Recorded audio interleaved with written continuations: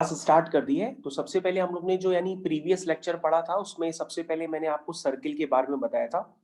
मैंने कहा था आपको कि जब कोई वेरिएबल पॉइंट इस तरह से मूव करे कि उसकी फिक्स पॉइंट से डिस्टेंस हमेशा एक कांस्टेंट के बराबर रहे, तो वो वेरिएबल पॉइंट का जो पाथ होता है वो एक सर्किल कहलाता है। और सर्किल की इक्वेशन मैंने आपको दो तरह से बताई थी। This is x minus X one का whole square plus y minus Y one का whole square is equal to A square, जहां पर x1 y1 जो होता है वो सर्किल का सेंटर होता है और रेडियस होती है a यूनिट। अगर हम दूसरी इक्वेशन को देखें तो वो इस फॉर्म की होती है x square plus Y square plus 2gx plus 2fy plus c equal to 0। यहाँ पे सर्किल का सेंटर होता है minus G comma minus F और रेडियस होती है square root of G square plus F square minus C. तो इसके अलावा बच्चों हम लोग ने फिर पैराबोला पढ़ा था। पैराबोला में मैंने आपको बताया था कि यदि कोई वेरिएबल पॉइंट इस तरह से मूव करता है कि उसकी एक फिक्स पॉइंट और फिक्स लाइन से डिस्टेंस इक्वल रहे, तो वेरिएबल पॉइंट का जो पाथ होता है उसे हम कहते हैं parabola.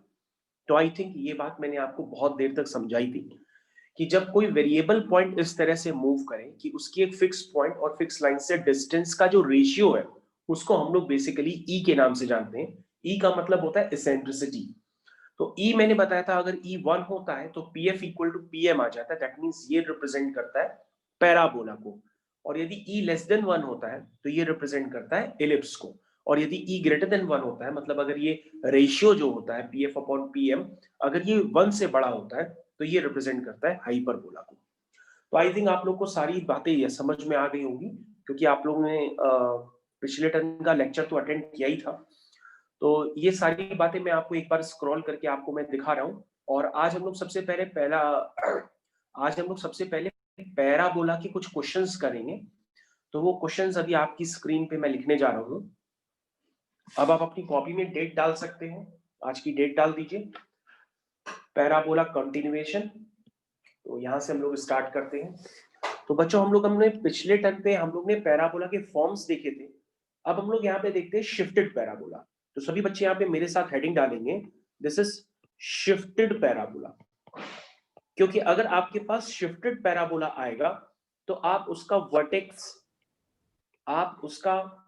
Vertex directrix focus latus rectum किस तरह से निकालेंगे, उसका क्या कंसेप्ट होता है शिफ्टेड पैराबोला का, वो आपको समझना पड़ेगा।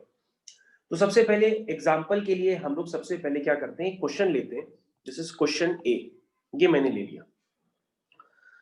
आपके पास पैराबोला है Y square minus 8y minus X plus 19 equal to 0।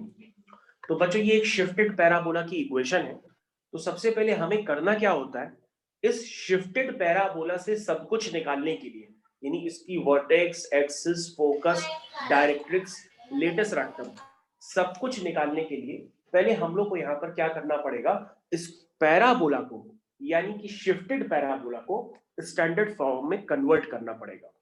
तो सबसे पहले बच्चों हम लोग इस शिफ्टेड पैराबोला को इसके स्टैंडर्ड फॉर्म में कन्वर्ट करते हैं। तो बच्चों सभी बच्चे जानते हैं कि यदि a माइनस बी का होल स्क्वायर होता है तो उसकी वैल्यू होती है a square plus B square minus 2ab।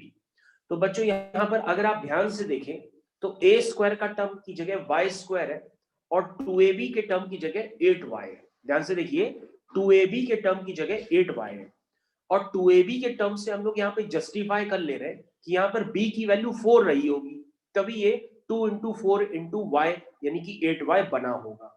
इसका मतलब अगर हम बच्चों यहाँ पर इसको स्टैंडर्ड फॉर्म में कन्वर्ट करना चाहते हैं तो वो स्टैंडर्ड फॉर्म किसी का square is equal to 4ax हो सकता है ना। तो हम लोग इसको क्या करते हैं, किसी का स्क्वायर बनाने की कोशिश करते हैं। कैसे कोशिश करेंगे, सबसे पहले हम इसको परफेक्ट स्क्वायर बनाने के लिए 4 स्क्वायर को ऐड और सब्ट्रैक्ट करते हैं। ध्यान से देखिए, अभी तक मैंने कुछ भी नहीं बताया है, आप आराम से अपनी स्क्रीन पे देखते रहिए, आपको सब समझ में आएगा। ऐसे मैं 2-3 क्वेश्चन अभी और करा दूंगा। अगर आपको एक क्वेश्चन ना समझ में आए तो दूसरे पे देखिएगा फिर। तो बच्चों ध्यान से देखिए यहाँ पर क्या समझ में आया आपको, ये जो फॉर्म है ये आपके परफेक्ट स्क्वायर में कन्वर्ट हो गया है। तो परफेक्ट स्क्वायर किसका बना है, y माइनस 4 का होल स्क्वायर। आप अपनी कॉपी में y माइनस 4 का होल स्क्वायर लिख करके देख लीजिए। तो आएगा Y square plus 4 square minus 2 into 4 into Y यानी कि 8y। तो दैट मीन्स ये क्या बन गया बच्चों, ये बन गया y माइनस 4 का होल स्क्वायर। यहां तक सभी बच्चों को बात क्लियर हो गया होगा। और ये हो गया माइनस एक्स, और बच्चों मैंने प्लस 16 ऐड किया है, तो यहां ध्यान से देखो मैंने माइनस 16 भी कर रखा है उसको न्यूट्रलाइज करने के लिए। तो बच्चों 19 माइनस 16 कितना हुआ, 3 हुआ, इक्वल टू 0। अब बच्चों अगर हम ध्यान से देखें तो आपकी इक्वेशन यहां पर बन करके तैयार हो गई है, y माइनस 4 का whole square is equal to x minus 3। तो बच्चों मैंने आपको बताया था ना कि अगर शिफ्टेड पैराबोला का फॉर्म आता है तो सबसे पहले आप उसको परफेक्ट स्क्वायर में कन्वर्ट करने की कोशिश करेंगे। और बच्चों शुरुआती दौर में आपको क्वेश्चंस पे ये टारगेट करना होगा कि जो उसमें स्क्वायर वाला टर्म है, जैसे यहाँ वाई स्क्वायर वाला टर्म है, उसका कोफिशिएंट भी 1 होना चाहिए। मतलब जो वाई स्क्वायर का टर्म हो चाहे एक्स स्क्वायर का टर्म हो, उनके कोफिशिएंट्स 1 होने चाहिए। ये बात आपको ध्यान देनी होगी। यहाँ पे तो ऐसा एग्जाम्पल बन ही नहीं पाया, यहाँ पे तो पहले से ही वाई स्क्वायर का कोफिशिएंट 1 है, इसलिए यहाँ पे कोई बात ही नहीं है। तो बच्चों आप लोग को यहां तक 100% मेरे हिसाब से समझ में आ गया होगा। ऐसा क्यों होना चाहिए? ताकि बेटा आपका परफेक्ट स्क्वायर फॉर्म हो पाए, ठीक है ना। आपको परफेक्ट स्क्वायर अगर आप 2y माइनस 4 का करेंगे तो क्वेश्चन उससे भी हो जाएगा, लेकिन कैलकुलेशंस में अपॉन अपॉन करके हर जगह आने लगेगा, जो हो सकता है आपको प्रॉब्लम करे। ठीक है बच्चों, तो यहां पर क्या हो जाएगा, सबसे पहले हम लोग अगर इसको करना चाहें तो अब आप ध्यान से देखिए, हम लोग y माइनस 4 को कैपिटल Y मान लेते हैं, इधर ध्यान दीजिएगा, और x माइनस 3 को कैपिटल X मान लेते हैं। देखो जो मैं पढ़ा रहा हूँ ये थोड़ा सा टफ होता है, अगर आप इसको ध्यान से देखोगे तो समझ में आएगा। मैं बहुत ही आसान भाषा में आपको समझा रहा हूँ। देखिए तो बच्चों ये क्या बन गया, अगर आप ध्यान से देखें ये बन गया y square is equal to x। क्या बन गया, y square is equal to x। तो बच्चों आप जो y माइनस 4 का whole square is equal to x minus 3 है, इसके तो स्टैंडर्ड आप जानते नहीं है, लेकिन आप y square equal to x के तो स्टैंडर्ड सारे जानते हैं ना।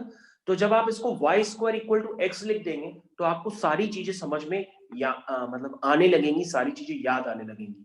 अब बच्चों हम लोग क्या करेंगे, इस इक्वेशन को हम लोग कंपेयर करेंगे किससे, y square is equal to 4ax से। अगर हम बच्चों इस इक्वेशन को y square equal to 4ax से कंपेयर करेंगे तो 4a की जगह क्या है, 1। दैट मीन्स आपका a क्या आ गया, a आ गया 1/4।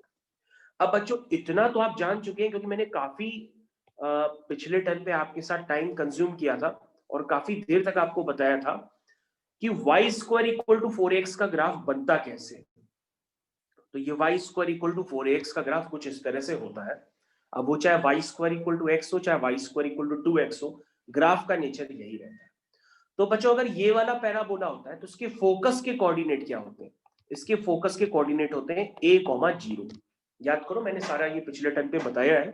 अब अगर आप मिस रहे हैं तो फिर आप देख लीजिएगा वीडियो जा करके, लेकिन अभी आप इसको समझ लीजिए कि पैराबोला का जो फोकस क्या होता है वो होता है a,0। तो बच्चों अगर हम y square equal to x का फोकस लिखे तो वो फोकस क्या होगा, तो आप कहोगे सर फोकस होगा a,0, तो लिखो a,0, तो ये हो गया 1/4,0। लेकिन तुम कहोगे सर ये जो आपने पैराबोला लिया है वो तो y square equal to x है, मतलब ये सर कैपिटल X है और y एक्सिस में कैपिटल Y है। इसका मतलब सर जो आपने कोऑर्डिनेट लिखे हैं ना, ये कैपिटल X कैपिटल Y के हैं, आपको उसको स्मॉल xy में कन्वर्ट करना पड़ेगा, क्योंकि आपकी original equation y square equal to x नहीं है। आपकी ओरिजिनल इक्वेशन y माइनस 4 का whole square is equal to x minus 3 है। तो आपको इस बात पे सर ध्यान देना होगा। तो आपने जो अभी कोऑर्डिनेट निकाले हैं फोकस के, वो कैपिटल X कैपिटल Y के कोऑर्डिनेट है। तो बच्चों कैपिटल X कितना है, आप कहोगे 1/4। कैपिटल Y क्या है, 0। तो और बच्चों कैपिटल X है क्या, कहोगे सर x माइनस 3। और कैपिटल Y क्या है, y minus 4 is equal to 0। अब बच्चों ये बन जाएगा x is equal to 3 plus 1/4 और ये हो जाएगा y इज इक्वल टू 4। तो क्या है बच्चों फोकस के कोऑर्डिनेट, अब आपका ओरिजिनल फोकस निकल करके आया है। This is 4 3 12, 12 plus 1 13/4, 4। तो बच्चों अभी जो मैंने निकाला है this is the original focus of shifted parabola. ये आपका ओरिजिनल फोकस है, जो आपने इससे पहले लिखा था वो फोकस नहीं है। समझ में आया? तो हम किस तरह से करते हैं, पहले हम उसको पहले वाले पैराबोला के स्टैंडर्ड में कन्वर्ट करते हैं और उसको फिर जो शिफ्टेड पैराबोला है उस फॉर्म में करना चालू कर देते हैं। ठीक है, तो इस तरह से क्वेश्चन के कंसेप्ट होते हैं। तो अगर आपको ये क्वेश्चन अभी नहीं समझ में आया है तो मैं आपसे फिर से कह रहा हूँ, अभी तसल्ली रखिए, मैं आपको चर्चा 2 नहीं मैं 4 और करा दूंगा, लेकिन अभी आप अगर इसको समझ सकते हैं, इसको समझिए, तो ये आपके लिए ज्यादा बेहतर रहेगा, क्योंकि मैं काफी धीरे धीरे अभी बता रहा हूँ। चलिए, तो बच्चों फोकस तो मैंने आपको निकाल के दे दिया। अब आप क्या कहेंगे सर बाकी चीजें? तो बाकी चीजें भैया हम y square equal to x के लिए निकाल लें। तो आप कहोगे सर वर्टेक्स क्या होता है? बेटा इसका वर्टेक्स तो होता है 0,0। ठीक है, आप इसका वर्टेक्स लिख दो 0,0। लेकिन ये तो कैपिटल एक्स और कैपिटल वाई के कोऑर्डिनेट हुए ना, इसका मतलब आपने लिखा है कैपिटल एक्स भी 0 है, कैपिटल वाई भी 0 है। अब बच्चों कैपिटल एक्स और कैपिटल वाई को 0 कर दो, तो आपके पास आपका ओरिजिनल वर्टेक्स आ जाएगा। ठीक है ना, मतलब आप y क्या है कैपिटल, वो है y माइनस 4 इक्वल टू 0, ये है कैपिटल y, और ये है capital x x minus 3 equal to 0। आप चेक कर लो, कैपिटल x कैपिटल y आपने ऊपर एज्यूम कर रखा है। ठीक है, तो उसको आप देख सकते हो, अगर आप दोनों को 0 करोगे तो आपके पास ओरिजिनल वर्टेक्स आ जाएगा। तो आपका ओरिजिनल वर्टेक्स है शिफ्टेड पैराबोला का 3,4। तो आई थिंक आपको समझ में आ गया होगा कि पैराबोला कैसे किया जा रहा है आखिर, क्योंकि जरूरी थोड़ी नहीं है आपके पास हर समय स्टैंडर्ड पैराबोला आ जाए और आप तुरंत उसकी वर्टेक्स फोकस सब निकाल लो। स्टैंडर्ड पैराबोला जल्दी नहीं आता है, शिफ्टेड आता है। स्टैंडर्ड तो मेरे को आपको समझाना पड़ा इसलिए क्योंकि वरना आप शिफ्टेड कर ही नहीं पाते। ठीक है ना, तो आप एक एक करके स्टेप वाइज चल रहे हैं। ओके बच्चों, अब हम लोग आगे कंटिन्यू करते हैं। आपने क्या क्या निकाला इसका? आपने इसका फोकस निकाला, वर्टेक्स निकाला, और आप क्या निकाल सकते हैं वो भी निकाल लीजिए, आप डायरेक्ट्रिक्स निकाल सकते हैं। तो नेक्स्ट पेज में जाइए और डायरेक्ट्रिक्स निकालिए बच्चों। डायरेक्ट्रिक्स, वैसे डायरेक्ट्रिक्स उस वाले पैराबोला की है क्या? तुम कहोगे सर डायरेक्ट्रिक्स की वैसे इक्वेशन हम आपको बताते हैं, वेट करिए। सर ये देखिए, ये है डायरेक्ट्रिक्स। वैसे इसकी इक्वेशन क्या होती है? तो हम कहोगे सर इसकी इक्वेशन हुई, सर ये -a,0 से पास करता है, तो सर इसकी इक्वेशन है y एक्सिस के पैरेलल है, तो ये हुई x इक्वल टू -a, और -a क्या है? -1/4। यानी आपकी जो y square equal to x parabola है उसकी डायरेक्ट्रिक्स की इक्वेशन है capital x is equal to -4। बोलो समझ में आया? Capital x is equal to -1/4। अब आप, मैं पेज बार बार आपको टर्न करके दिखा रहा हूं, आप उसको समझने की कोशिश करिए, क्योंकि आपको जो स्टैंडर्ड यूज करना है वो जो पिछली क्लास में आपने जो भी पढ़ा था वही स्टैंडर्ड आप यूज कर रहे हैं। ठीक है, तो डायरेक्ट्रिक्स की इक्वेशन क्या है? वो है x equal to -1/4। I think ये बात समझ में आ गई होगी, क्योंकि y एक्सिस के पैरेलल लाइन की इक्वेशन तो भाई सभी बच्चे लिख सकते हैं। ओके, अब बच्चों जो कैपिटल एक्स है उस कैपिटल एक्स को आपको रिप्लेस करना होगा। तो कैपिटल एक्स आपका क्या है? x माइनस 3, तब आपका ओरिजिनल डायरेक्ट्रिक्स आएगा। ठीक है, तो आपका ओरिजिनल डायरेक्ट्रिक्स बच्चों आ रहा है x is equal to 3 minus 1/4। ठीक है, तो ये कितना हुआ बच्चों? 3 माइनस 1/4, तो 4 3 या 12, 12 माइनस 1 11/4। तो इसका मतलब आप डायरेक्ट्रिक्स की इक्वेशन लिखेंगे x minus 11/4 is equal to 0। This is the directrix. अब बच्चों आपकी डायरेक्ट्रिक्स निकल के आई है। तो अगर आप पिछली क्लास के स्टैंडर्ड्स याद रखने में सक्षम है तो आपको अब यहाँ पे सब समझ में आ रहा होगा। और बच्चों ये तो इक्वेशंस हैं, इक्वेशंस में बार बार आप क्या कर रहे हो? कैपिटल एक्स कैपिटल वाई को स्मॉल एक्स वाई से रिप्लेस करते चले जा रहे हो और क्वेश्चन आपका होता चला जा रहा है ना। अब क्या करोगे? अब आपको क्या निकालना होता है पैराबोला में? Latus rectum. चलिए, लेटेस्ट रेक्टम क्या होती है? लेटेस्ट रेक्टम हम लोग एक बार फिर से रिकॉल कर लेते हैं। लेटेस्ट रेक्टम उसे कहते हैं जो फोकस से पास करती है और एक्सिस ऑफ पैराबोला के परपेंडिकुलर होती है। तो देखो देखो बच्चों, मैंने आपकी स्क्रीन पे फिर से लेटेस्ट रेक्टम बनाई है और मैंने आपको बताई थी कि इस लेटेस्ट रेक्टम की लेंथ क्या होती है? 4a। क्या होती है? 4a। तो बच्चों उस लेटेस्ट रेक्टम की लेंथ यूज करो, क्या होती है 4a। ए बच्चों क्या है, आप पहले ही निकाल चुके हो, ए आपका 1/4 है, तो ये बच्चों हो गया 4 इंटू 1/4, दैट इज कितनी लेंथ आई 1 यूनिट। तो बच्चों ये लेटेस्ट रेक्टम की लेंथ हो गई 1 यूनिट। अब बच्चों इसमें तो कोई कैपिटल एक्स कैपिटल वाई तो है नहीं है, ये तो लेंथ है, तो लेंथ जो होगी जैसे निकलेगी उसको आप एज इट इज छोड़ देंगे, यानी लेटेस्ट रेक्टम की लेंथ कितनी है 1 यूनिट। ये कोई इक्वेशन थोड़ी नहीं है, ये तो लेंथ है, अगर इक्वेशन होती उसमें कैपिटल एक्स वाई होते तो हम उसको कन्वर्ट करते स्मॉल एक्स वाई में, ठीक है। और बच्चों क्या होता है पैराबोला में, एक्सिस की इक्वेशन, एक्सिस इक्वेशन। तो बच्चों ये जो पैराबोला है इसकी एक्सिस क्या है एक्स एक्सिस, तो एक्स एक्सिस की इक्वेशन क्या होती है y इक्वल टू 0। तो आप कैपिटल Y इक्वल टू 0 कर दीजिए, और कैपिटल Y आपका है क्या, वो है y माइनस 4 इक्वल टू 0। तो बच्चों ये हो गई आपकी एक्सिस की इक्वेशन। तो बच्चों आपको पूरी तरीके से समझ में आ गया होगा कि किस तरीके से आपने पैराबोला के क्वेश्चन को शुरू से लेकर के अंत तक कर डाला। तो सभी बच्चों को होपफुली क्लियर हो गया होगा। तो बच्चों अब हम लोग पैराबोला का दूसरा क्वेश्चन करने जा रहे हैं। इस पैराबोला की सारी बातें आपको निकालनी होगी, इसकी axis, vertex, latus rectum, focus, directrix, जितनी भी बातें होती है वो सब इस पैराबोला के लिए आपको निकालनी है। तो अब हम लोग यहाँ पे स्टार्ट करते हैं। सबसे पहले बच्चों मैंने आपको क्या बताया था, अगर y स्क्वायर का कोफिशिएंट 4 है तो पहले उसको आप क्या बना लेना 1 बना लेना। तो पूरी इक्वेशन में 4 से डिवाइड करो। तो जब बच्चों हम लोग पूरी इक्वेशन में 4 से डिवाइड करेंगे तो ये 4 3 जा 12x, 4 5 जा 20 प्लस 67/4 इज इक्वल टू 0। ठीक है बच्चों, यहां तक समझ में आ गया। अब बच्चों यहां पर ध्यान से देखिएगा, मेरे को उसको परफेक्ट स्क्वायर बनाना है, तो y स्क्वायर के साथ हम क्या लेंगे -5y ले लेंगे, plus 3x plus 67/4 equal to 0। तो यहां तक सभी को क्लियर हो गया होगा।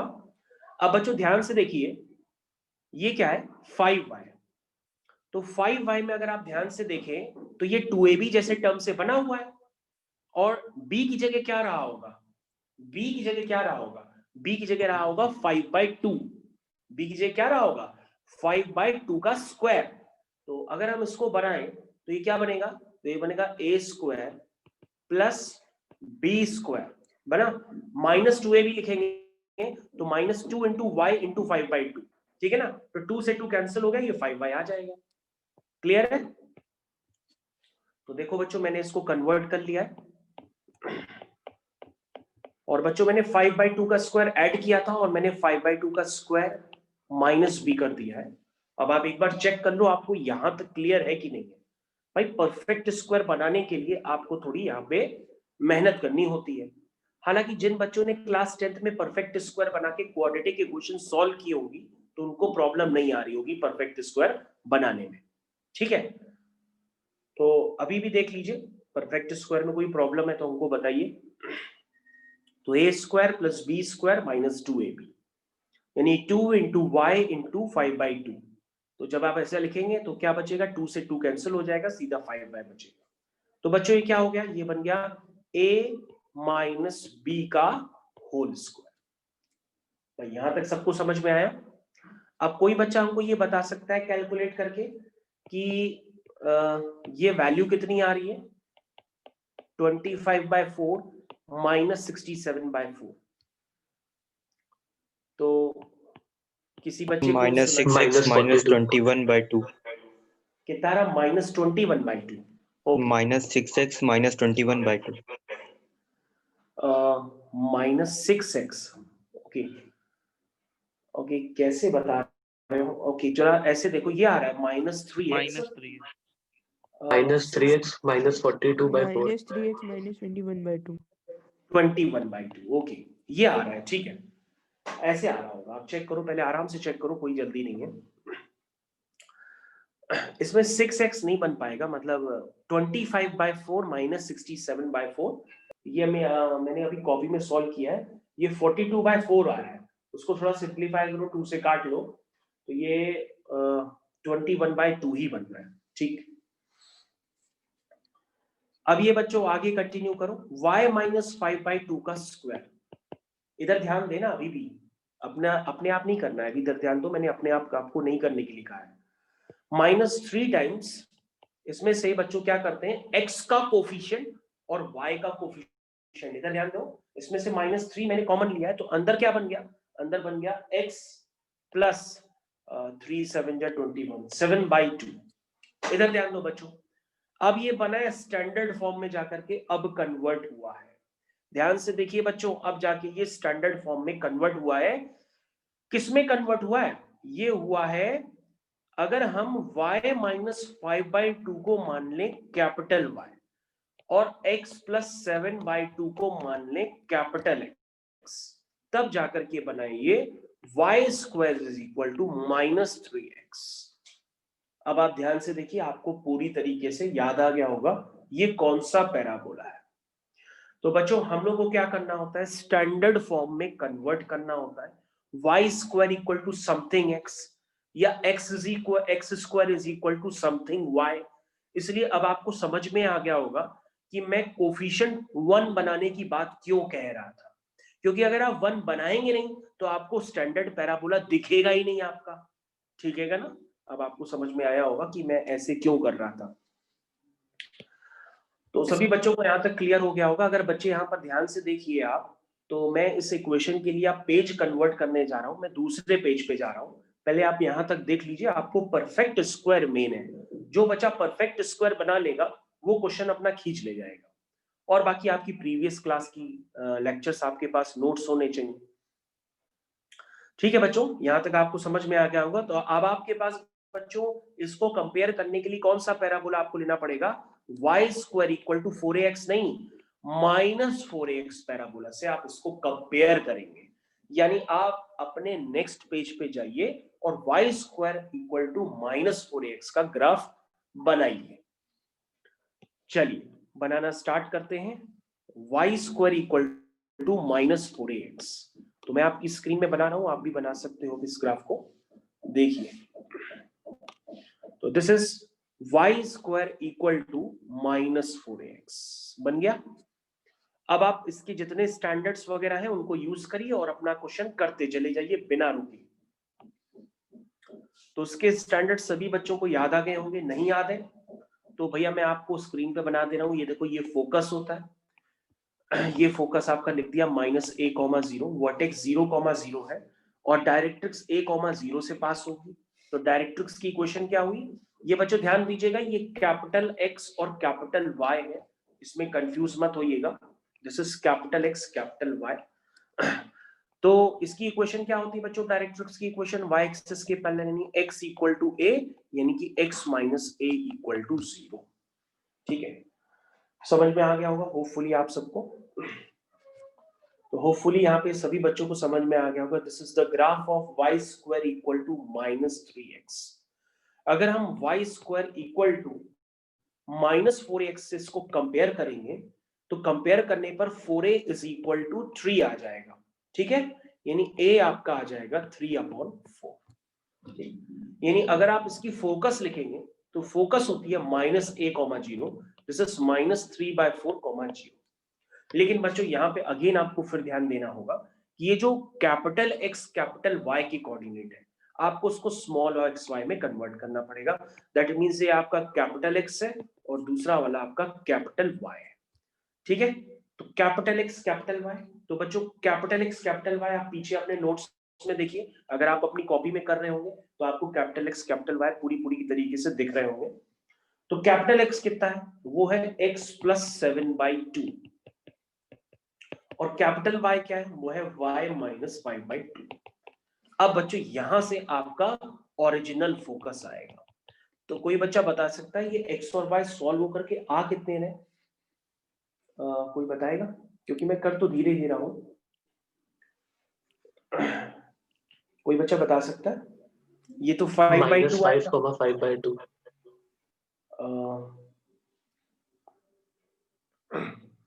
तो ये कितना हुआ, -5। -17/4। ओके, यहाँ पर आप ध्यान दीजिएगा, यहाँ पे 3/4 है। This is -3/4 -7/2। तो अगर आप इसको सॉल्व करेंगे तो ये आ रहा है हाँ यही आ रहा है -17/4 4 ये आ रहा है। तो ये बच्चों आपका ओरिजिनल फोकस अब निकल करके आया। This is the original focus, original answer. पहले तो आपने कैपिटल एक्स कैपिटल वाई वाले निकाले थे, अब स्मॉल एक्स वाई वाला अब निकला है। तो बच्चों इस तरह से आप सारे आंसर अब आप निकाल सकते हैं। नकली वाला वर्टेक्स लिख लिए, नकली वर्टेक्स आपका क्या है 0,0, लेकिन ओरिजिनल वर्टेक्स क्या होगा, उसके लिए कैपिटल एक्स को भी 0 कर दीजिए, कैपिटल वाई को भी 0 कर दीजिए, तो आपका ओरिजिनल वर्टेक्स आ जाएगा। क्या आएगा ओरिजिनल वर्टेक्स, वो आएगा -7/2, 5/2। ठीक है, आप कैपिटल एक्स कैपिटल वाई दोनों को 0 कर दीजिए, आपका ओरिजिनल वर्टेक्स आ जाएगा। सबसे आसान होती है लेटेस्ट रेक्टम निकालना, क्योंकि वो तो एक लेंथ है, कोई इक्वेशन थोड़ी नहीं। तो वो होती है 4a, a आपका क्या है 3/4, तो लेटेस्ट रेक्टम की लेंथ हो गई 3 यूनिट। तो होपफुली आपको समझ में आ गया होगा, क्योंकि मैंने दूसरा क्वेश्चन आपको करा रहा हूं। ठीक है, तो लेटेस्ट रेक्टम की लेंथ भी निकल के आ गई 3 यूनिट। होपफुली आप लोग को क्लियर हो गया होगा। डायरेक्ट्रिक्स, तो डायरेक्ट्रिक्स निकालते हैं बच्चों। देखिए डायरेक्ट्रिक्स की इक्वेशन क्या होती है, वो नकली वाली डायरेक्ट्रिक्स की इक्वेशन है x माइनस ए आपका कितना है, ए आपका है 3/4। दिस इज द नकली वाली डायरेक्ट्रिक्स की इक्वेशन। ओरिजिनल क्या होगी, उस कैपिटल एक्स को रिप्लेस कर दो स्मॉल, ये क्या है x, capital x is small x plus 7/2 minus 3/4 equal to 0। ये आपकी ओरिजिनल डायरेक्ट्रिक्स अब लिखी है। इसको आप सॉल्व कर लीजिए, देखिए कितना आ रहा है, ये आ रहा है ओके, ये आ रहा है -11/4। तो this is your original directrix. ठीक, आप चेक कर लो, यही आ रहा है। आप अपनी कॉपी में भी आराम से चेक कर सकते हैं, देख लीजिए यही आ रहा होगा। तो डायरेक्ट्रिक्स की क्वेश्चन है x इज इक्वल टू -11/4। और इस तरह से बच्चों आप एक्सिस की इक्वेशन भी निकाल सकते हैं।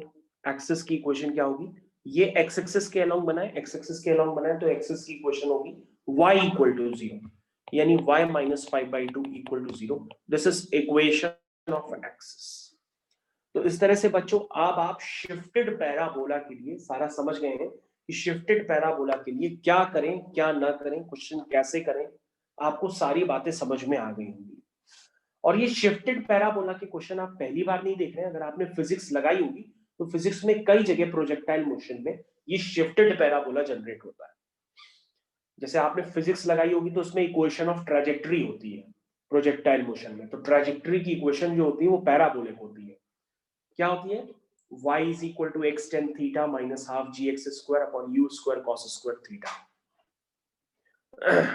ठीक है, ओके। तो होपफुली आप लोग को समझ में आ गया होगा। दूसरे क्वेश्चन की तरफ बढ़ जाए, दूसरे क्वेश्चन की तरफ मूव कर रहे हैं। शिफ्टेड पैराबोला का कंसेप्ट हर बच्चे को बहुत अच्छे से क्लियर हो गया होगा। दूसरा question,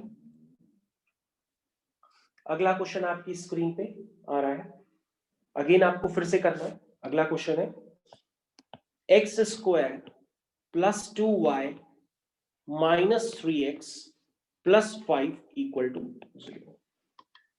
x square plus 2y minus 3x plus 5 equal to 0। This is the shifted parabola. लेकिन बच्चों अब आपको परफेक्ट स्क्वायर में ध्यान देना होगा।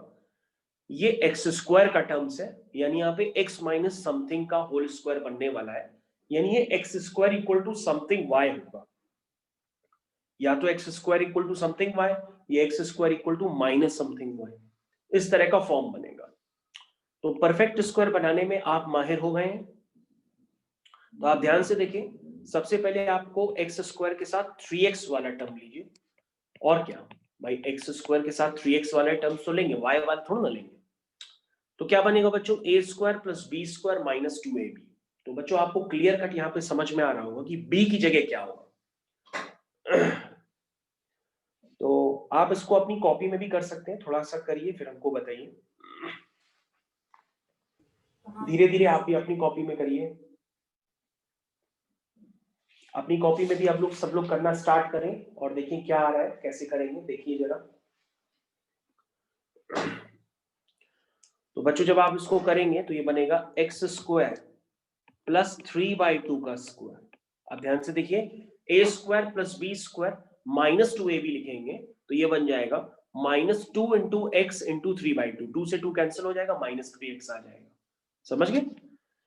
प्लस 2y प्लस 5, और बच्चों मैंने 3/2 का स्क्वायर ऐड किया है और ये 3/2 का स्क्वायर माइनस भी कर दिया।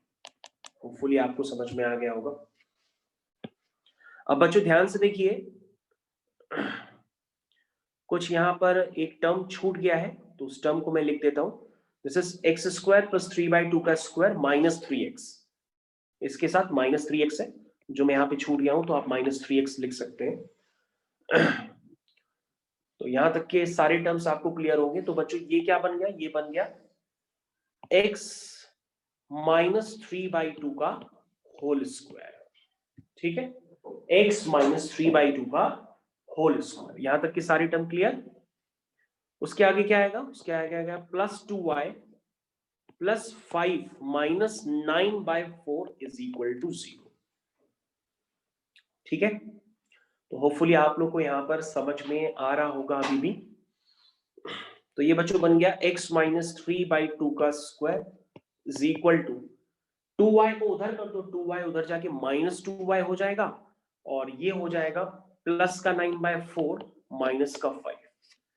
तो 9 अब इसको जरा थोड़ा सा बताओगे क्या आ रहा है? ये 9/4 माइनस 5 कितना हुआ? सर -11/4।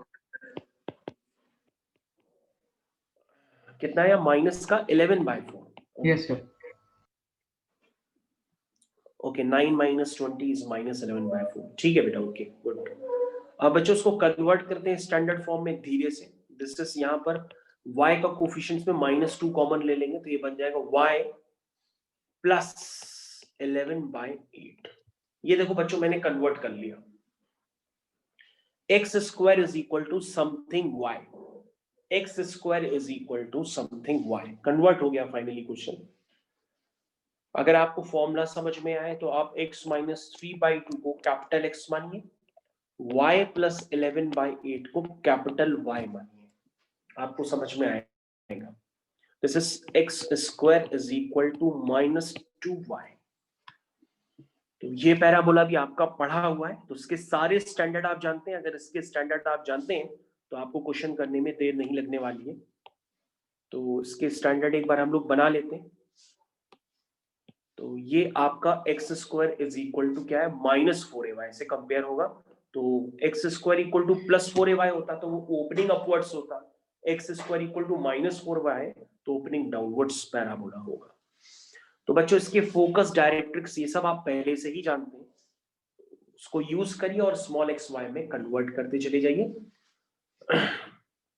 तो मैं अभी आपको तीसरा क्वेश्चन समझा रहा हूँ, होपफुली आप कुछ तो समझ पाए होंगे कि सर इतनी देर से क्या समझाने की कोशिश कर रहे हैं। तो this is 0, -a, this is 0, a। इसकी इक्वेशन होगी डायरेक्ट्रिक्स एक्स एक्सिस के पैरेलल है। तो y इज इक्वल टू क्या होगी? y इज इक्वल टू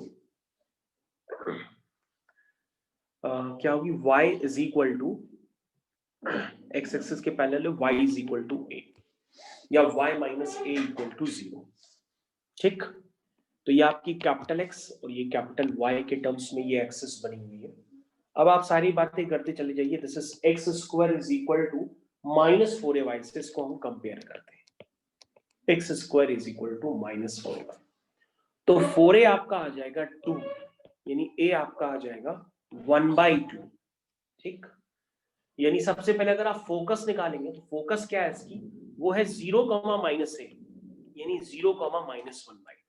लेकिन ये capital X capital Y small x y में कन्वर्ट कर लीजिए।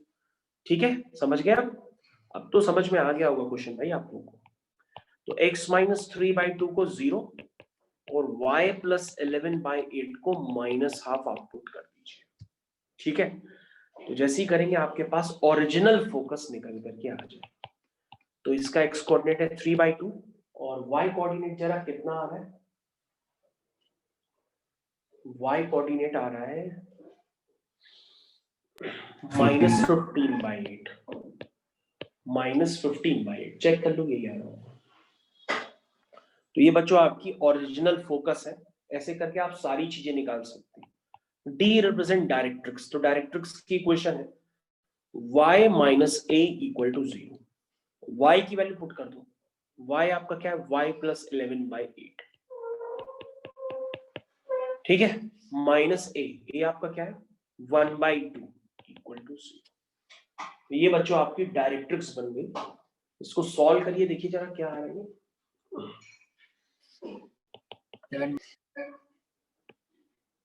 क्या आ रहा है? 7/8। हाँ, -7/8। ओके गुड, यही आ रहा है। तो डायरेक्ट्रिक्स भी आ गई।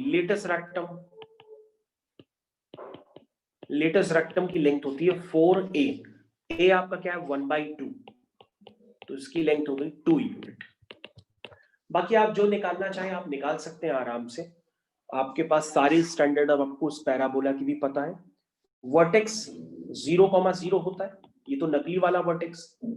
ओरिजिनल वर्टेक्स निकालेंगे तो कैपिटल X कैपिटल Y दोनों को 0 कर देंगे तो आपका ओरिजिनल वर्टेक्स आ जाएगा, ठीक है। तो ये आपका ऊपर सबसे लिखा है कैपिटल X कैपिटल Y, इन दोनों को 0 कर देंगे तो आपका ओरिजिनल वर्टेक्स आ जाएगा, यानी 3/2 -11/8, 3/2 -11/8। तो this is the original vertex, ठीक है बच्चों, समझ में आ गया होपफुली। तो बच्चों मैंने आपको शिफ्टेड पैराबोला का कंसेप्ट भी बता दिया, क्योंकि आप पिछले टाइम पे कह रहे थे कि सर जरूरी थोड़ी नहीं है पैराबोला की यही इक्वेशन है, चेंज भी तो हो सकती है। तो मैंने आपको चेंज करके पैराबोला की इक्वेशन समझाई कि वो किस तरह से हो सकती है। तो अगर आप, तो बच्चों अगला क्वेश्चन आपकी स्क्रीन पे ये रहा। क्वेश्चन है आपका, N equilateral triangle, N equilateral triangle, an equilateral triangle is inscribed, मेरे साथ लिखते चले जाइए। An equilateral triangle is inscribed in parabola y square is equal to 4ax, whose vertex is at the vertex of parabola. Find the length of side. Find the length of side of equilateral triangle. Find the length of side of equilateral triangle.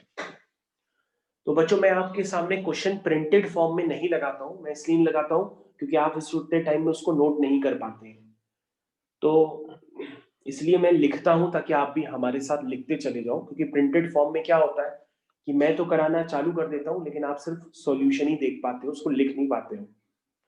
तो बच्चों ये question है आपका, इसको आप करना चाहें तो कर सकते हैं। दिस इज जेईई मेंस का ही क्वेश्चन है ये।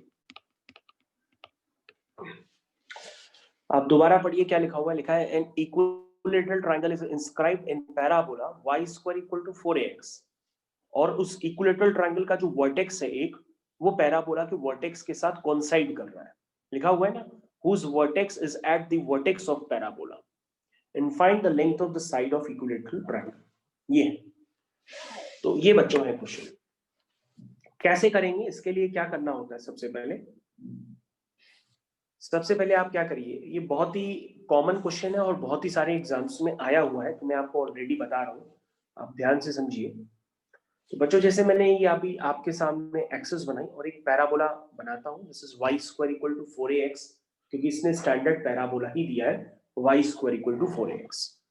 अब बच्चों हम लोग यहाँ पे इक्विलेटरल ट्रायंगल बनाते हैं और उस इक्विलेटरल ट्रायंगल का जो एक वर्टेक्स है वो पैराबोला के वर्टेक्स के साथ कोइंसाइड कर देते हैं, ठीक है। अब आप ध्यान से देख लो, मैंने उस इक्विलेटरल ट्रायंगल का एक वर्टेक्स पैराबोला के वर्टेक्स के साथ कोइंसाइड कर दिया, ठीक।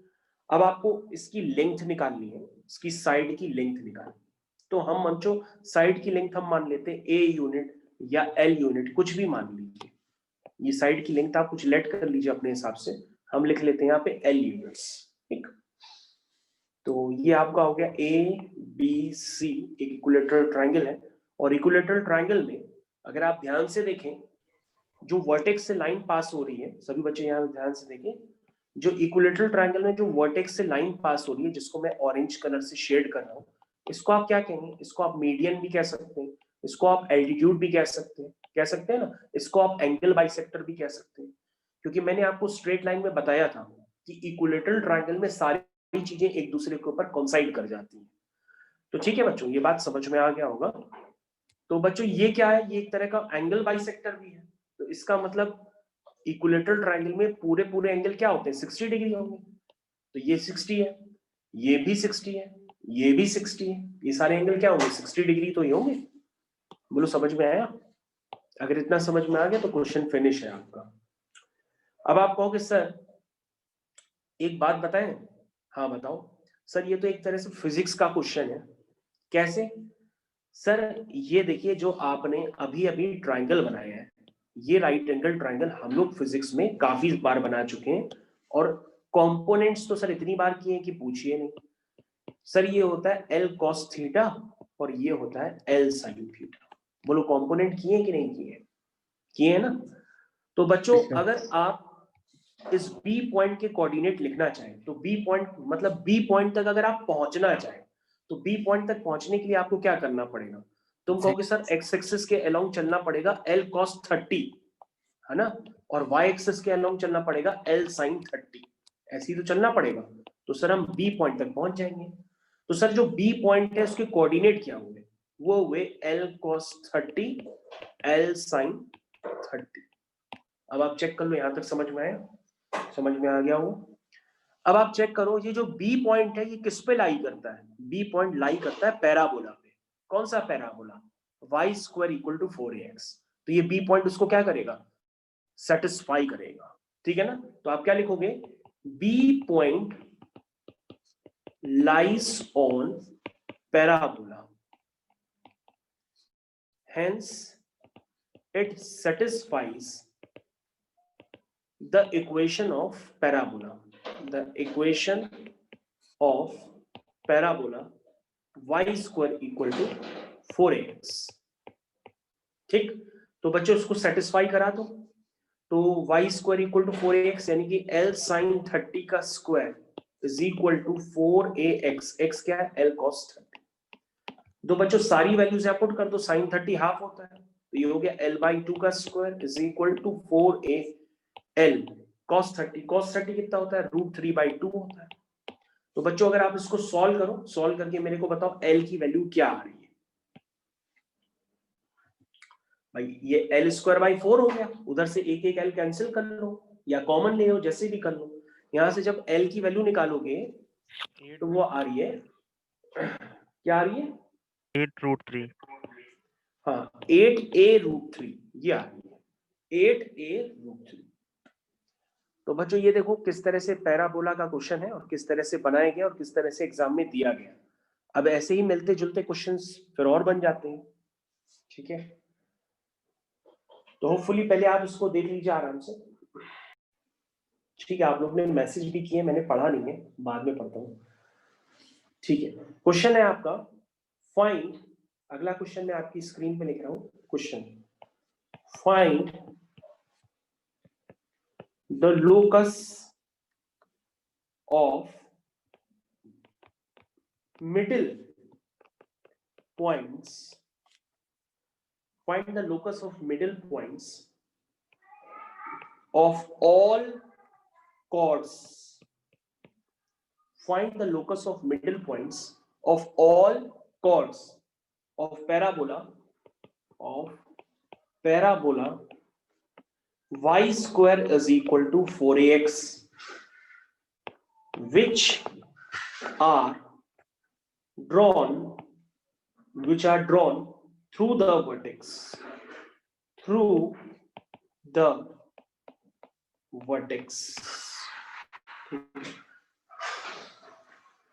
तो बच्चों अब आप देखिए इस क्वेश्चन को किस तरह से करना है।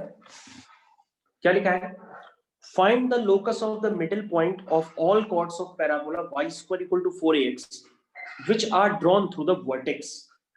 तो बच्चों पहले y square equal to 4x का हम लोग ग्राफ बनाते हैं। तो y square equal to 4x का ग्राफ ये बन गया, ठीक। अब आपको करना क्या है, जरा इसमें ध्यान से देखिए। आपको लिखा है लोकस निकालना है, किसका? Middle point of all the chord. और वो कॉर्ड कहां से पास होती है? वर्टेक्स से। तो वर्टेक्स से पास करने वाली आप एक कॉर्ड तो बनाओ। ये कॉर्ड हो गई वर्टेक्स से पास करने वाली। ऐसी कई सारी हो सकती है, ये भी हो सकती है, ये भी हो सकती है, ये भी हो सकती है, ये भी हो सकती है। तो मैंने सिर्फ एक कॉर्ड अभी बनाई है, ठीक है। चलिए, तो वर्टेक्स से पास करने वाली कॉर्ड के मिडिल पॉइंट का आपको क्या निकालना है? लोकस निकालना है। तो बच्चों अगर ये आपका ओरिजिन है, मैं लिख रहा हूं ध्यान से देखिएगा, अगर ये आपका ओरिजिन है, ठीक है, और ये आपका पॉइंट है, मान लीजिए इस पॉइंट को मान लिया ए, और ये आपको लोकस निकालना है मिडिल पॉइंट का पी, ठीक है। तो बच्चों मैंने आपको कई बार सिखाया है, बातों बातों में बोला है कि जिस भी पॉइंट का लोकस निकालना हो उसको हम लोग क्या मान लेते हैं? h, k मान लेते हैं। क्या मान लेते हैं? h, k मान लेते हैं। ए पॉइंट को हम लोग कुछ मान लेते हैं, दिस इज x1 y1, और ए पॉइंट कहां लाई करता है? पैराबोला पे भी लाई करता है, ठीक है। अब बच्चों हमको लोकस किसका निकालना है? मिडिल पॉइंट का निकालना है, h, k का। तो ये अभी लोकस वाले क्वेश्चन धीरे धीरे आपको फिर आसान लगेंगे, अभी आपको समझने की कोशिश करिए। मैंने आपको हर स्टेज में बताया है कि कभी भी किसी पॉइंट का लोकस निकालना हो तो लोकस निकालने के लिए आप सबसे पहले क्या करेंगे? जिस पॉइंट का लोकस निकालना है उसको आप h, k मान लेंगे। फिर एक कंडीशंस जो आपको दिख रही होंगी वो कंडीशंस लगाएंगे, और जब आपके पास एक इक्वेशन फॉर्म हो जाएगी, उस इक्वेशन में h को x कर देंगे, k को y कर देंगे, तो आपके पास उन सारे पॉइंट्स का लोकस आ जाएगा जो कॉर्ड कहां से पास कर रही है? वर्टेक्स से पास कर रही है, y square equal to 4ax से। समझ में आया? सुनिए, अब आपको तो यहां पे साफ साफ नजर आ रहा होगा कि यहां पर O और A का जो मिड पॉइंट है वो क्या है? h, k। तो बच्चों पहले मिड पॉइंट फॉर्मूला लगाते हैं, ठीक है ना। मिड पॉइंट फॉर्मूला से हमारे पास P पॉइंट आ जाएगा। तो P पॉइंट क्या आया? वो आया है 0 + x1/2 एंड 0 + y1/2। ध्यान से देखिए बच्चों, आपके पास P पॉइंट के कोऑर्डिनेट आ गए 0 + x1/2, 0 + y1/2। और P पॉइंट आपका है क्या? P पॉइंट आपका h, k ऑलरेडी है। तो आप क्या करेंगे?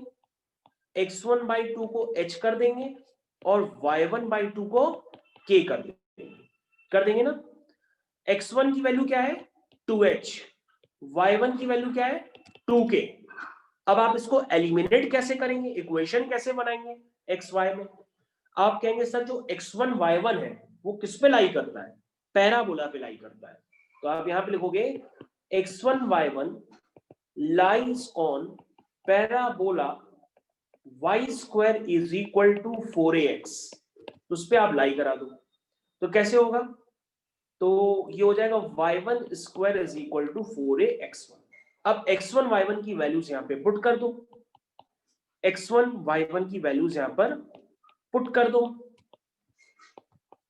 जैसे ही आप पुट करोगे तो बच्चों आपके पास आंसर निकल करके आ जाएगा। अब आप क्या करना, इस इक्वेशन में h को x कर दो, k को y कर दो। पहले जो आ रही है k square is equal to 2ah आ रहा है, फिर आप क्या करना, इसमें h को x कर देना और k को y कर दो, तो आपके पास फाइनल आंसर आ जाएगा। तो फाइनल आंसर आपका आया है y square is equal to 2ax। This is your answer. तो बच्चों आपने देखा किस तरह से मैंने वेरिएबल पॉइंट्स के लिए कंडीशंस जो दिख रही थी उसको बनाया और एलिमिनेट करके फाइनली इक्वेशंस आपके सामने बना दी। तो आपको ये समझ में आना चाहिए दूसरे कंसेप्ट्स। ओके, अब बच्चों हेडिंग डालते हैं हम लोग कंडीशन फॉर टेंजेंसी। सभी बच्चे हमारे साथ यहाँ पे हेडिंग डालेंगे कंडीशंस फॉर टेंजेंसी।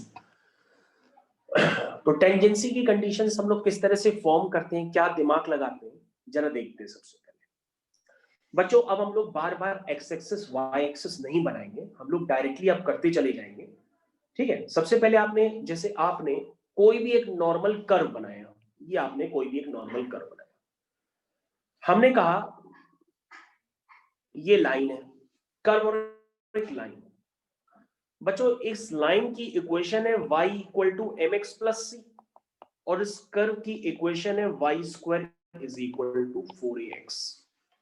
ठीक, हमने कहा कि अगर आप इन दोनों लाइन और कर्व की इक्वेशन को सॉल्व करते हो, तो सॉल्व करने पर जब आप सॉल्व करोगे, जरा करके देखो, y की वैल्यू एम एक्स प्लस सी इसमें डाल दो, y square equal to 4ax में y की जगह mx प्लस सी डाल दो। जब डालोगे तो आप देखोगे यहाँ पे x में क्वाड्रेटिक इक्वेशन बन रही है। क्या बन रही है? Quadratic equation in x। और बच्चों किसी भी क्वाड्रेटिक इक्वेशन के दो roots, one root, no real roots, ये कब होते हैं ये आपको पता है पहले से, और आपको साफ साफ दिखाई दे रहा है कि ये लाइन और कर्व एक दूसरे को कहां इंटरसेक्ट कर रहे हैं, दो जगह पर इंटरसेक्ट कर रहे हैं। यानी जो क्वाड्रेटिक इक्वेशन बनेगी उसके कितने रूट्स होने चाहिए, रूट्स मतलब कितने सॉल्यूशन होने चाहिए, सॉल्यूशन मतलब कितने इंटरसेक्शन पॉइंट होने चाहिए, दो होने चाहिए। कितने होने चाहिए? दो होने चाहिए। तो इसका मतलब जब आप y equal to M X plus C को y square equal to 4ax के साथ सॉल्व करोगे, तो सॉल्व करने पे जो भी क्वाड्रेटिक इक्वेशन बनेगी उसके दो रूट्स होने चाहिए। क्यों? क्योंकि लाइन इस कर्व को दो जगह डिस्टिंक्ट पॉइंट पे क्या कर रही है? कट कर रही है, कर रही ना कट। तो इसका मतलब d ग्रेटर देन 0 होना चाहिए। और बच्चों कभी भी अगर d ग्रेटर देन 0 हुआ तो कोई भी लाइन उस कर्व की टैंजेंट तो हो ही नहीं सकती। अगर सॉल्व करने पर डिस्क्रिमिनेंट ग्रेटर देन 0 होता है तो वो लाइन उस कर्व की टैंजेंट कभी नहीं हो सकती है, क्योंकि वो तो उसको इंटरसेक्ट कर रही है। अब बात समझो, तुमने कहा कि सर अगर ये कंडीशन हो, जैसे कि आपने एक कर्व बनाया और उसके ऊपर एक लाइन बना दी, ये लाइन जो मैं आपको दोबारा बना करके दिखा रहा हूं, ये लाइन बना दी, तो सर अब तो आप क्या कहेंगे? हम कहेंगे बेटा अगर आप y equal to M X plus C को, लाइन की इक्वेशन मैंने लिया y equal to M X plus C और y square equal to 4ax को सॉल्व करोगे, अब क्या कहोगे कि सर जो क्वाड्रेटिक इक्वेशन बनेगी उसका सिर्फ एक ही रूट होना चाहिए, क्योंकि ये लाइन इस कर्व को एक ही जगह टच कर रही है, तो दोनों में एक ही रूट यानी एक ही पॉइंट कॉमन होना चाहिए।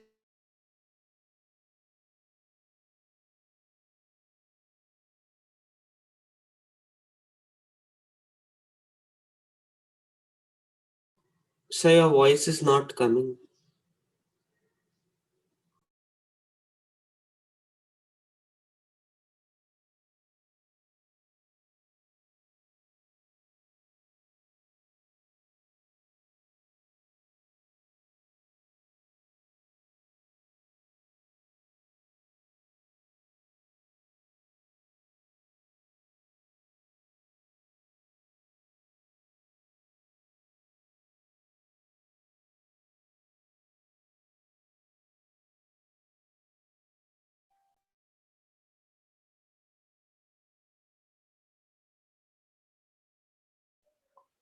This is condition of tangency.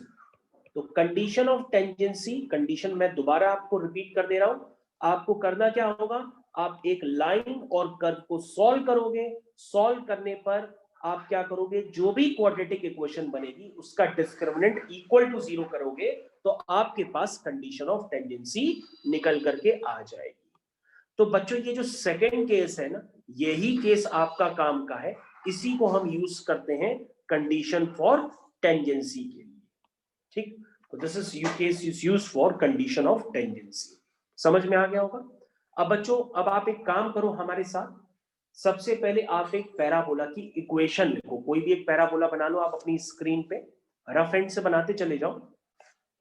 This is y square equal to 4ax और एक लाइन है आपकी, लाइन बनाओ, ये लाइन, इस लाइन की इक्वेशन है y equal to M X plus C. तो मैंने ये पूछा कि find the condition of tangency, तो आप क्या करोगे, कहोगे सर जो आपने कंसेप्ट बताया उसको हम यहाँ पे लगाते हैं और आपको वैल्यू निकाल के बताते हैं। तो सर ये हो गया y square equal to 4ax, y की वैल्यू यहाँ पुट करेंगे, this is mx plus c का whole square is equal to 4ax। इसको सॉल्व करेंगे, जरा सॉल्व करिए इसको। m square x square plus c square plus 2mxc, ठीक है, ये y की वैल्यू हमने पुट कर दी mx plus c is equal to 4ax। अब यहां पर ध्यान से देखिए, ये बना x square m square plus x times 2mc, ध्यान से देखिए, minus 4a plus c square equal to 0, ठीक है, इधर ध्यान से देखिए, माइनस 4a इक्वल टू 0। ध्यान से देखो बच्चों, this is quadratic in x, किसमें क्वाड्रेटिक है ये, x में क्वाड्रेटिक है। इसको आप ax square plus bx plus c equal to 0 से कंपेयर करेंगे। करिए करिए, हमारे साथ भी कर सकते हैं। a की वैल्यू क्या आएगी m स्क्वायर, b की वैल्यू क्या है 2mc माइनस 4a, c की वैल्यू क्या है c स्क्वायर, यही तो है, ठीक है भाई। अब आप क्या करोगे, कंडीशन फॉर टेंजेंसी के लिए क्या मैंने बताया था कि जो डिस्क्रिमिनेंट होता है उसको इक्वल टू 0 कर दोगे। डिस्क्रिमिनेंट होता है b square minus 4ac equal to 0 कर दो, तो आप इसको ऑटोमेटिक डिस्क्रिमिनेंट डायरेक्टली लिखो, this is 2mc minus 4a का whole square b square minus 4ac equal to 0। तो सभी बच्चे इस इक्वेशन को सॉल्व करें और सॉल्व करके बताएं कि यहां से क्या निकल करके आ रहा है। This is 4m square c square plus 16a square minus 2 to the 4, 4 4 जा 16, mca minus 4m square c square equal to 0। ये कैंसिल हो गया, 16 भी चला गया, ये हो गया 16, क्या कॉमन आया a, अंदर क्या आया a माइनस 16 कॉमन है mc इक्वल टू 0, ठीक है। दो फैक्टर्स का प्रोडक्ट 0 है, a तो 0 हो ही नहीं सकता, अगर a 0 हो गया तो पैराबोला ही खत्म हो जाएगा। तो हम लोग क्या 0 करेंगे, a माइनस mc को 0 करेंगे, तो यहां से c की वैल्यू आ जाएगी a बाय m। ये है बच्चों condition for tangency for parabola y square equal to 4ax। अब बच्चों आप कैसे कहोगे, y equal to mx plus c line becomes tangent of parabola if and only if when c is equal to a by m। ध्यान से सुनो बच्चों, हम क्या बता रहे हैं, फिर से बोलते हैं, y equal to mx plus c becomes the tangent of parabola y square equal to 4ax if and only if when c equal to a by m। यानी c की वैल्यू जब a by m होगी तो वो line automatic उस curve की tangent कहलाएगी। यानी कि आपको आज के बाद किसी भी क्वेश्चन में पैराबोला के लिए टेंजेंट लेनी हो तो आप क्या यूज करेंगे, c की वैल्यू a बाय m यूज करेंगे। तो मैंने बच्चों पूरा सॉल्व करके लास्ट मोमेंट पे अब हम लोग कुछ बातें आपको और समझाते हुए लेक्चर फिनिश करते हैं।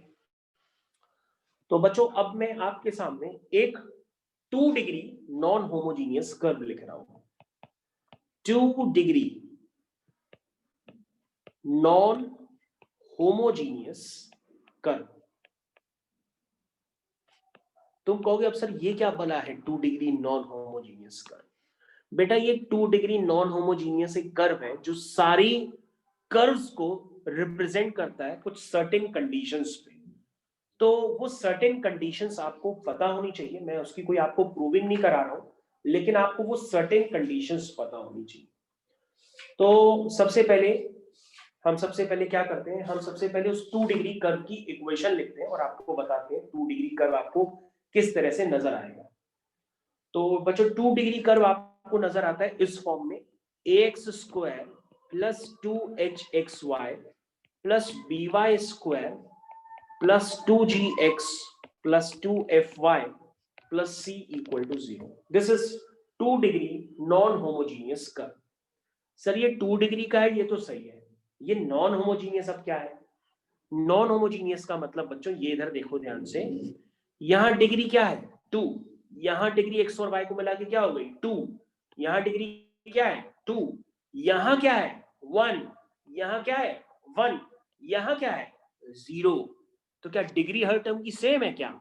नहीं सर, इस पूरी इक्वेशन की डिग्री सेम नहीं है, इसलिए हम इसको क्या कह रहे हैं?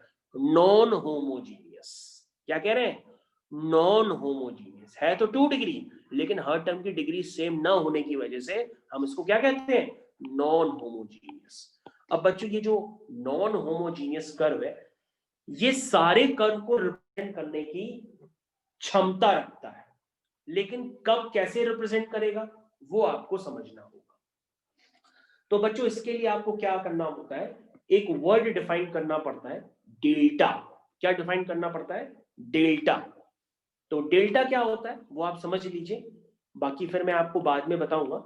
ABC plus 2FGH plus AF square, ध्यान से देखिए, ABC plus 2FGH minus AF square minus BG square minus CH square, ये बच्चों इस इक्वेशन का डेल्टा होता है। कहो सर अब ये डेल्टा आया कहां से है? अब डेल्टा बेटा आया कैसे है कि इस जो 2 डिग्री नॉन होमोजीनियस कर्व लिखा है ना, इसको तुम किसी एक में क्वाड्रेटिक बना लो। जैसे तुम एक्स स्क्वायर में क्वाड्रेटिक बना लो, फिर उसका डिस्क्रिमिनेंट निकालो, तो वो उसका डिस्क्रिमिनेंट जब निकल के आएगा तो वो कुछ इस तरह से इस फॉर्म में निकल के आता है। हालांकि तुम्हें उस फॉर्म पे जाना नहीं है, वो बहुत ही कॉम्प्लिकेटेड होता है निकालने के लिए। अभी आपको सिर्फ जो याद रखना है अपने एग्जाम पॉइंट ऑफ व्यू से, एक 2 डिग्री नॉन होमोजीनियस कर्व और उस इक्वेशन का डेल्टा। अब आपके मन में कई सारे क्वेश्चन आ रहे होंगे कि सर ये नॉन होमोजीनियस कर्व अगर ये होमोजीनियस हो जाए तो ये क्या रिप्रेजेंट करेगा? तो बातें तो कई सारी है, लेकिन मैं हर लेक्चर में आपको धीरे ही धीरे समझाऊंगा। अभी जो बता रहा हूं पहले तो वो समझो कि 2 डिग्री नॉन होमोजीनियस कर्व होता कैसे है। इसको पहले रट लो, क्योंकि आपको कई सारे ऑब्जेक्टिव क्वेश्चंस में ही दिखाई देगा। ax square plus 2hxy plus by square plus 2gx plus 2fy plus c equal to 0।